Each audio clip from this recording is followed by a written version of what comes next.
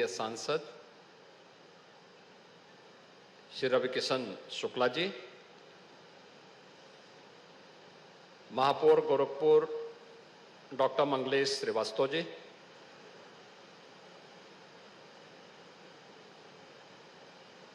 Chairman AIIMS Gorakhpur Shri देश दीपक वर्मा जी,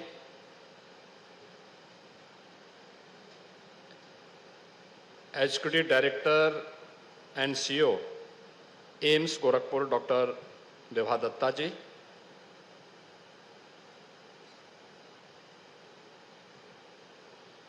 निदेशक कार्मिक power grid corporation Shri Yatendra Dwivedi ji,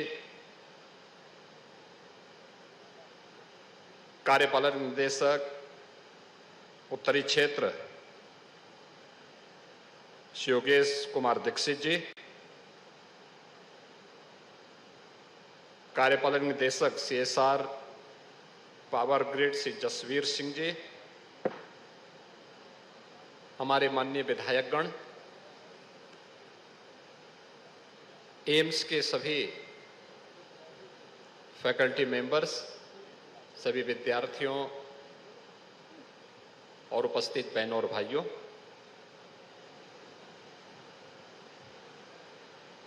AIIMS Gorakhpur में मरीजों के परिजनों के लिए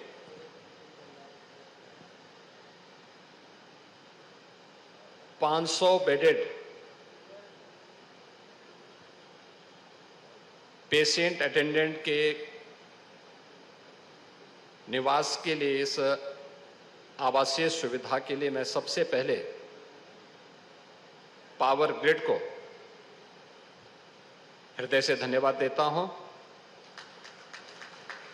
एम्स गोरखपुर को बधाई देता हूं कि एम्स में यह एक नई उपलब्धि प्राप्त हुई है।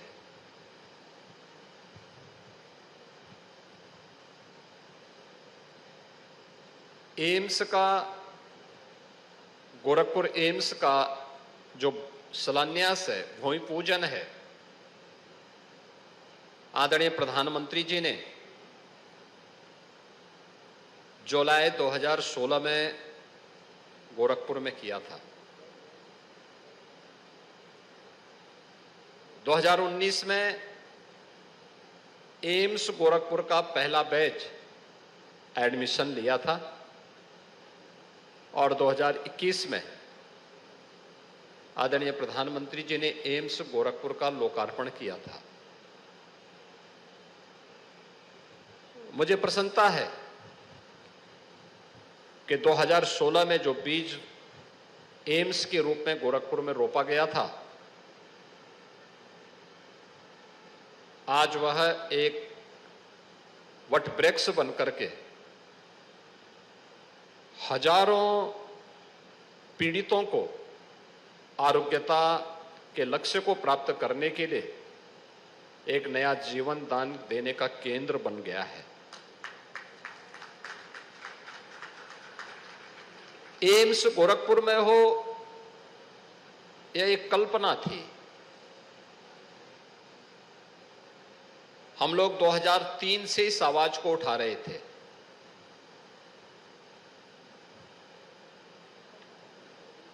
उस समय स्वर्गीय अटल बिहारी वाजपेयी जी देश के प्रधानमंत्री थे और प्रधानमंत्री के रूप में पहली बार एम्स दिल्ली के बाहर भी स्थापित होंगे। उन्होंने 6 एम्स की घोषणा की थी।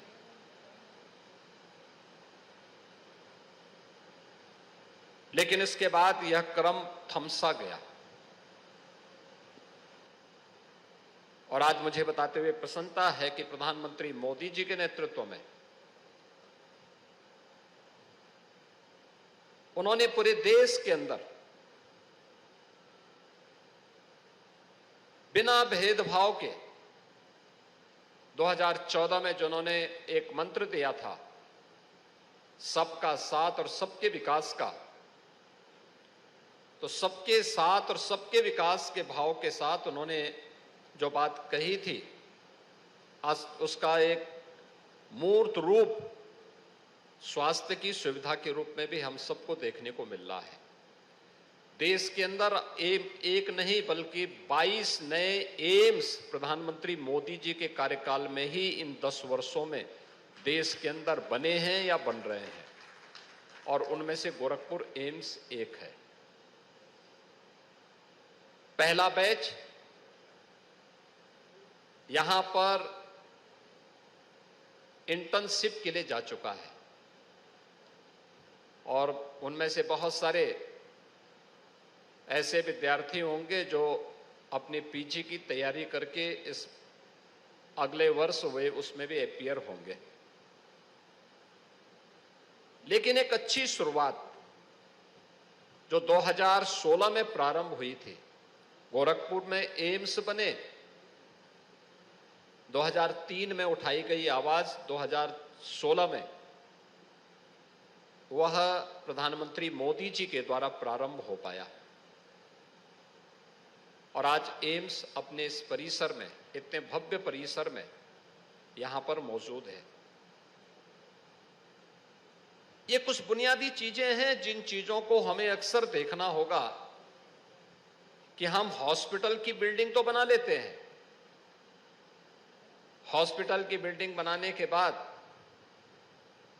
जब हॉस्पिटल की बिल्डिंग के साथ पेशेंट तो अंदर एडमिट हो जाता है,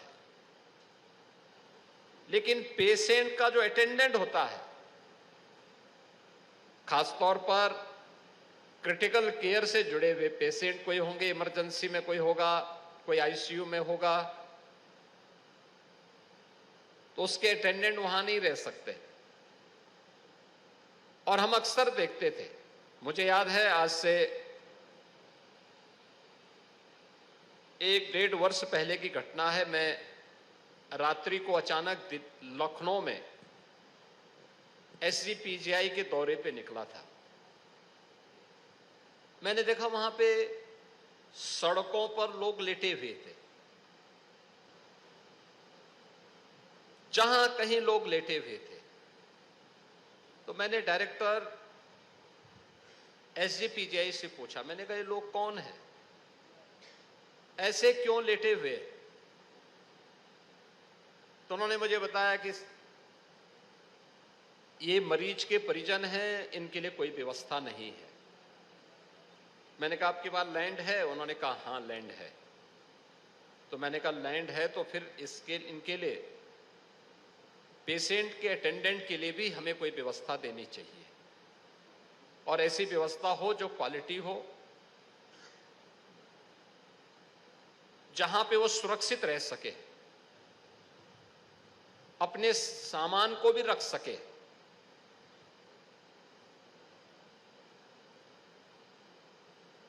खैर, आई गई बात, मैंने उनको ये बात बताई, लेकिन मैं वापस आवास पे आया। अगले दिन मॉर्निंग में 8 बजे मैंने मुख्यमंत्री आवास पे ही बैठक बुलाई, चीफ सेक्रेटरी को बुलाया,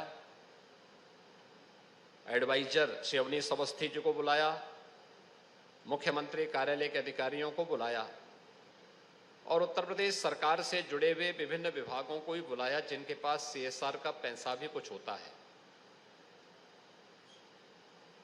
तो मैंने उन लोगों से पूछा, मैंने कहा आप लोगों के पास कितना कितना पैसा है? तो उनके पास जितना पैसा हो सकता था वो मैंने लखनऊ की कुछ संस्थाओं को वहां उपलब्ध करवाया। लेकिन मेरे मन में आया कि एसजीपीजीआई में भी, केजीएमयू में भी, बीएचयू में भी और एम्स गोरखपुर में भी पेशेंट अटेंडेंट के लिए बड़े केंद्र बनने चाहिए।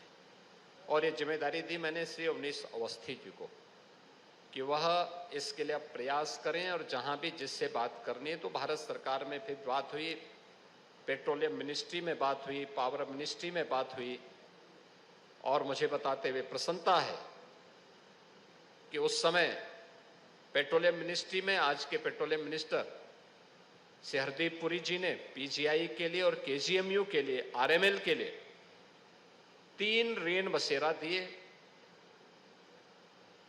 और Shri R K Singh ji power minister थे भारत सरकार में, उन्होंने एम्स गोरखपुर के लिए यह CSR से उन्होंने उस समय रेन बसेरा स्वीकृत किया था, जो पेशेंट अटेंडेंट के लिए है। मैं इन दोनों महानुभावों के प्रति हृदय से आभार व्यक्त करता हूं। लेकिन इसकी पैरवी लगातार अवस्थी जी करते रहे और परिणाम है कि आज हम यहां पर इसके भूमि पूजन कार्यक्रम के साथ भी जुड़ चुके हैं। आप देखते होंगे, अगर आप एक चिकित्सक की जो सबसे बड़ी पहचान होती है वह है उसकी संवेदना। अगर डॉक्टर के मन में संवेदना नहीं है तो वह डॉक्टर कहलाने का अधिकारी है या नहीं है, इस पर जरूर विचार होना चाहिए।